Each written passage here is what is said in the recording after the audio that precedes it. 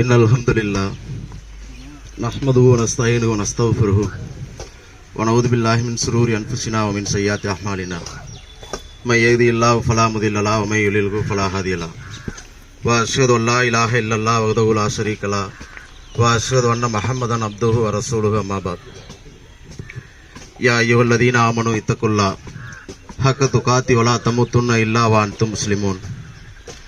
கண்ணியமிக்க எல்லாம் வல்ல அல்லாஹ்வின் நல்லடியார்களே,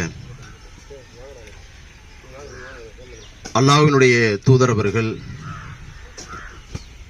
மக்கள் எங்கெல்லாம் கூடுகிறார்களோ அங்கெல்லாம் இறை உபதேசத்தை, இறை வசனத்தை நினைவூட்டக்கூடிய வகையில் இது போன்ற சின்ன உபதேசங்களை நிகழ்த்தி இருக்கிறார்கள். அதுவும் குறிப்பாக மரண வேளையில் ஒரு மரணத்தை, ஒரு மையத்தை நம்மோடு 40 வருடம் 45 வருடம் பழகி வாழ்ந்து நம்மோடு நேற்று வரைக்கும் பேசிக் கொண்டிருந்த ஒரு மனிதரை இன்றைக்கு ஜனாசா என்ற ஒரு பொது பெயரோடு கொண்டு வந்து இன்றைக்கு அடக்கம் செய்து விட்டிருக்கிறோம். அப்ப இது குறித்து இஸ்லாம் நமக்கு, திருமறை குர்ஆன் நிறைய இடங்களில் திரும்ப திரும்ப அல்லாஹ் நமக்கு எச்சரிக்கை ஊட்டி கொண்டே இருக்கின்றான். மனிதனுடைய வாழ்க்கையை குறித்து அல்லாஹ் திருமறை குர்ஆனில் சொல்லுகிற பொழுது, அல்லதி ஹலக்கல் மௌத வல் ஹயாத லியப்லுவுக்கும் அய்யுக்கும் அஹ்ஸனு அமலா, மனிதர்களை நாம் ஏன் படைத்திருக்கிறோம் என்று சொன்னால், எதற்காக அந்த படைக்க கூடிய விதத்தை சொல்லுகிற பொழுது, அல்லதி ஹலக்கல் மௌத, மனிதனுடைய வாழ்க்கையை, மௌத்த இறப்பையும் வாழ்வையும் உங்களுக்கு தந்திருக்கிறோம். இறப்பை முதன்மைப்படுத்திவிட்டு அதற்கு பிறகுதான் பிறப்பு குறித்து பேசுகிறான், வாழ்வு குறித்து பேசுகிறான். இப்ப மற்ற சித்தாந்தங்கள், மற்ற மதங்களை நம்பக்கூடியவர்களிடத்திலே மரணம் என்று சொன்னாலே அவர்களுக்கு அபச்சொல்.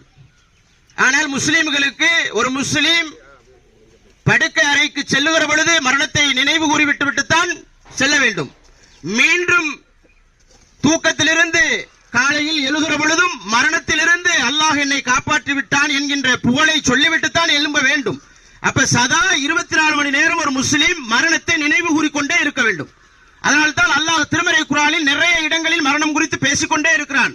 ஐனமா தக்கூனு யுத்ரிக்குமுல் மௌத் வலவ் குன்தும் ஃபீ புரூஜின் முஷய்யதா, கோட்டை கொத்தளங்களிலே நீங்கள் இருந்தாலும், ராணுவ பாதுகாப்பிலே இருந்தாலும், பெரிய பிரதமராக இருந்தாலும், நாட்டினுடைய பல அடுக்கு பாதுகாப்பு படையில் இருந்தாலும், மரணத்திலிருந்து தப்பித்த ஒரு மனிதர் உலகத்தில் உண்டா என்று அல்லாஹ் கேட்கிறான். மனிதர்களை மட்டும் கேட்கவில்லை, குல்லு நஃப்ஸின் ஸாயிகத்துல் மௌத், உலகத்தில் இருக்கக்கூடிய எல்லா ஜீவராசிகளையும், எல்லா ஜீவி இருக்கக்கூடிய ஓர் உயிரில் இருந்து அத்தனை உயிர்களையும், சின்ன புழுவிலிருந்து கண்ணுக்கு தெரியாத வைரஸிலிருந்து படைத்த படைப்பாளன் சொல்லுகிறான், அத்தனை உயிர்களையும் கண்டிப்பாக அழித்தே தீர்வேன். இறைவனுடைய வாக்கு இது. நவ்னு கத்தர்னா பைனக்குமுல் மௌத் வமா நவ்னு பி மஸ்பூக்கின், மரணத்திலிருந்து பறிக்கப்படக்கூடிய ரூஹிலிருந்து காப்பாற்றக்கூடிய உலகத்தில் எவராவது உண்டா? அல்லாஹ் கேட்கிறான். இறைவனுடைய பகிரங்க சவால். முடியாம இருக்கிறார், கொண்டு போய் சேர்க்கிறோம். அங்க கொண்டு போய் சேர்த்திருந்தா நல்லா இருந்திருக்குமே, அப்பரோல கொண்டு போய் சேர்த்திருந்தா நல்லா இருந்திருக்குமே. முடியாது. 40 வருடம் இல்லறத்தில் ஈடுபட்ட கணவன் இருக்கிறார், பெற்றெடுத்த பிள்ளை இருக்கிறது, சுற்றுவட்டாரம் அத்தனை பேரும் உட்கார்ந்து இருக்கிறார்கள். சக்கராத்துல் மவுத்தில் இருக்கிற பொழுது வேறு உலகத்திற்கு போக போகிறார். யாரும் காப்பாற்ற முடியாது. மலக்குல் மவுத்தோடு பேசிக் கொண்டிருப்பார்கள். தெரியும், தாய் தெரியும், தந்தை தெரியும், மகன் தெரியும், புருஷன் தெரியும், அத்தனை பேரும் தெரியும். சொல்ல முடியாது. தொண்டக்குழியாத உயிர் ஊசாரி கொண்டிருக்கும். பிடுங்குகிற பொழுது, அந்த ரூகை பிடுங்குகிற பொழுது, உன்னுடைய தாயை, உன்னுடைய தகப்பனை, உன்னுடைய அக்கம் பக்கத்தாரை முடிந்தால் கொண்டு வா. பறிக்கப்பட்ட, இழக்கப்பட்ட உயிரை திரும்ப கொண்டு போய் புகுத்த முடியுமா அந்த ஜனாசாக்குள், உடலுக்குள் என்று அல்லாஹ் திருமறை குர்ஆனில் எச்சரிக்கை செய்கிறான். அப்ப திரும்ப திரும்ப மரணம் குறித்து பேசுகிறான். டெய்லி நம்மோடு இருந்தவர்கள், வாழ்ந்தவர்கள் மரணித்துக் கொண்டே இருக்கிறார்கள். ஆனால் நாம் பாடம் பெற்றோமா? நமக்கும் மரணம் இருக்கிறது. பேசிக் கொண்டிருக்கிற பொழுதே மரணம் வரும்.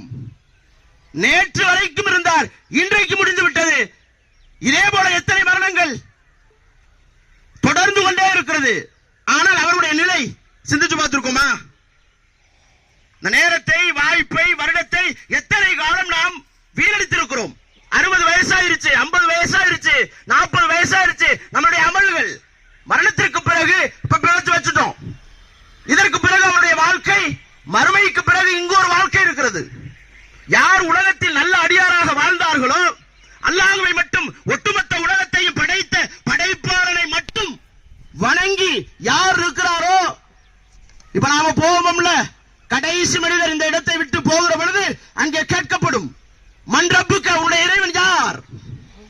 யார் அல்லாஹ்வை மட்டும் வணங்கினார்களோ அவருடைய வாயிலிருந்து வரும் அல்லாஹ் என்று வரும்.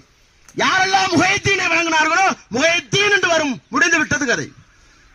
யாரெல்லாம் அவுலியாக்கள், பெரியார்கள், முன்னோர்கள் என்றெல்லாம் வணங்கினார்களோ அவருடைய பெயரை சொல்லுவார். முடிந்து விட்டது கதை. மன் ரப்புக்க, உன்னுடைய இறைவன் யார்? அல்லாஹ், படைத்த இறைவனை மட்டும் தான் நான் வணங்கினேன் யா அல்லாஹ் என்று மலக்குமாரிடத்தில் சொல்லுவார்கள். யார் அடுத்து கேட்கப்படும், உன்னுடைய தூதர் யார்? யாரெல்லாம் அண்ணலம் பெருமகனார் நபிகள் நாயகம் ஸல்லல்லாஹு அலைஹி வஸல்லம் அவர்களை மட்டும் பின்பற்றினார்களோ, உலகத்தில் இருக்கக்கூடிய தீர்க்கதரிசி என்று சொல்லக்கூடிய நாமளாக உருவாக்கி கொண்ட பெரியார்கள், முன்னோர்கள், அவர்களை எல்லாம் விட்டுவிட்டு நபிகளார் அவர்களுடைய சொன்னதை, செய்ததை, அங்கீகரித்ததை, வழிகாட்டியதை, அதை மட்டும் யாரெல்லாம் பின்பற்றினார்களோ அவருடைய நாவிலிருந்து வரும் என்னுடைய தூதர் நபிகளார் அவர்கள். இதற்கு பதில் சொல்லாம அடுத்த கணம் முடிஞ்சிருச்சு. இதுக்கெல்லாம் யாரெல்லாம் தயார் செய்து வைத்துவிட்டு இங்கே அமர்ந்திருக்கிறோமோ, இங்கே கொண்டு வந்து நாம் புதைத்திருக்கிறோமோ அத்தனை பேரும் இதை எவ்வளவு பெரிய ஆளா இருந்தாலும் கண்டிப்பாக இந்த கொஸ்டினுக்கு பதில் சொல்லாம முடியாது. அப்ப அவ்வளவு முக்கியமான கொஸ்டின். இதுக்கு நம்முடைய வாழ்க்கை சரியாக பயன்படுத்தப்பட்டிருக்கிறதா? இந்த நேரத்தை, இந்த காலத்தை படைத்த இறைவன் சொல்லுகிறான், வல்லஸ்ர், காலத்தின் மீது சத்தியமாக, நிமிடத்தின் மீது சத்தியமாக, நொடியின் மீது சத்தியமாக, வருடத்தின் மீது, மாதத்தின் மீது என்று சொல்லி ஒட்டுமொத்த காலத்தின் மீது சத்தியமிட்டு சொல்கிறான். வல்லஸ்ர் இன்னல் இன்சான லஃபீ ஹுஸ்ர், ஒட்டுமொத்த மனிதர்களும் நஷ்டவாளிகள் தான். நாம நினைக்கலாம், நான் பெரிய பணக்காரன், டெய்லி 50,000 ரூபாய் எடுத்து வைக்கிறேன், கல்லா கட்டுறேன், நான் நல்ல லாபம் தானே இருக்கு. கிடையாது. படைத்தவனுடைய பார்வையில் ஒட்டுமொத்த மனிதர்களும் நஷ்டவாளிகள். யாரை தவிர? அல்லாஹ் திருமறை குர்ஆனின் அடுத்த கணம் சொல்லுகிறான், இல்லல்லதீன ஆமனு, இறைவனை மட்டும் நம்பி, இறைவனை மட்டும் நம்பி, வா அமிலு ஸாலிகாத், நல்ல அமலை செய்தவர்கள், வத்தவாஸவ் பில் ஹக் வத்தவாஸவ் பிஸ் ஸப்ர், சத்தியத்தை ஒருவருக்கொருவர் எடுத்து கூறிக்கொண்டு பொறுமையோடு யாரெல்லாம் இருந்தார்களோ, வாழ்ந்தார்களோ, அவர்களை தவிர இன்னல் இன்சான லஃபீ ஹுஸ்ர், மனிதன் நஷ்டவாளி தான். உலகத்துல எவ்வளவு பெரிய பணக்காரனா இருந்தாலும் சரி, லாபத்தை எடுத்து வச்சாலும் சரி, எத்தனை கோட்டைகளை கட்டி வச்சிருந்தாலும் சரி, எத்தனை பங்களாக்களை வச்சிருந்தாலும் சரி, படைத்தவன் பார்வையில் நஷ்டவாளி தான். அப்ப நமக்கு மிக முக்கியமானது இது போன்ற மரணங்கள் நமக்கு ஒரு அச்சத்தை கொடுக்கணும். நேற்று வரைக்கும் என்னுடைய தொழுகை சரி செய்யப்படாமல் இருந்தது. நீங்கள் எத்தனை உலகத்தில் சமூக பணிகள் செய்திருந்தாலும் சரி, நல்ல காரியங்களை செய்திருந்தாலும் சரி, தொழுகை சரியா இருக்கா? 5 நேர வக்து சரியா இருக்கிறதா? ஃபஜ்ர் தொழுதமா, லுஹர் தொழுதமா, அஸர் தொழுதமா? இந்த தொழுகை தான் அடுத்த கேள்வியாக இருக்கும். அப்ப இந்த தொழுகை சரியாக இருக்கிறதா? அதே போல தொழுகையையும் அல்லாஹ்வினுடைய தூதர் அவர்கள் எப்படி தக்பீர் முதல் சலாம் வரைக்கும் கற்றுத்தந்தார்களோ அந்த அடிப்படையில் இருக்கிறதா? சிந்திச்சு பார்க்கணும். அப்ப நம்முடைய தொழுகையை சரி செய்து கொள்ள வேண்டும். நாம் மரணிக்கக்கூடிய ஒவ்வொருவரும் இது போன்ற நிகழ்வை கண்டிப்பாக எல்லா மனிதர்களும் சந்தித்தே தீர வேண்டும்.